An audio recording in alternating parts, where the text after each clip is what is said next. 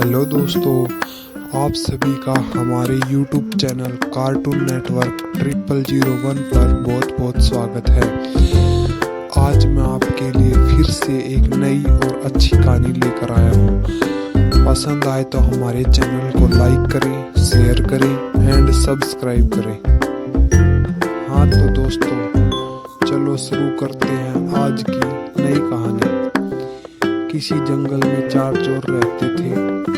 चारों मिलकर चोरी करते थे और जो माल मिलता उसे आपस में बांट लिया करते थे। सब चोरी इकट्ठे होकर करते थे, लेकिन सब बड़े स्वार्थी थे। हर एक चोर यही सोचता, किसी दिन मोटा माल हाथ लगे तो सभी साथियों को मारकर सारा माल स्वयं ही हड़प लूं।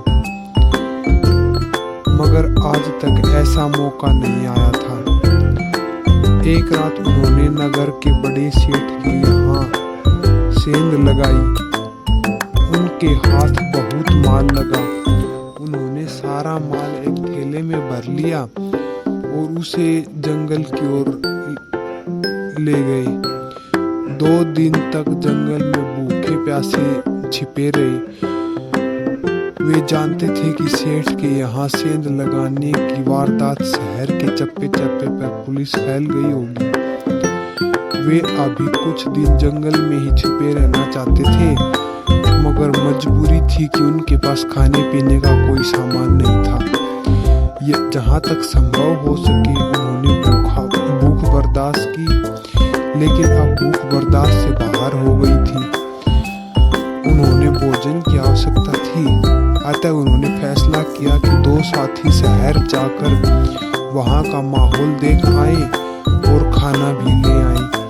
उन्होंने आपस में मिलकर सलाह की। उनमें से 2 शहर की ओर निकल गए और 2 चोरी के माल के रखवाली के लिए जंगल में रुक गए। 2 शहर जाने वाले दोस्तों ने खूब जमकर खाया और योजना बनाई कि अपने 2 साथियों को ठिकाने लगाकर सारा माल खुद ले लेंगे और आपस में बांट लेंगे। इसलिए उन्होंने जंगल में बैठे हुए साथियों को मारने का निश्चय किया और उनके खाने में जहर मिला दिया। उनसे भी प्रत्यक्ष यही सोच रहे थे कि जब हम 2 रह जाएंगे तब मैं बचे हुए एक साथी को भी मारकर अकेला सारा माल हथिया लूंगा।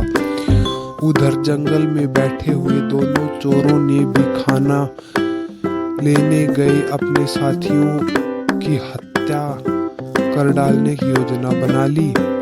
वे भी उन्हें अपने रास्ते से हटाकर सारा माल आपस में बांट लेना चाहते थे।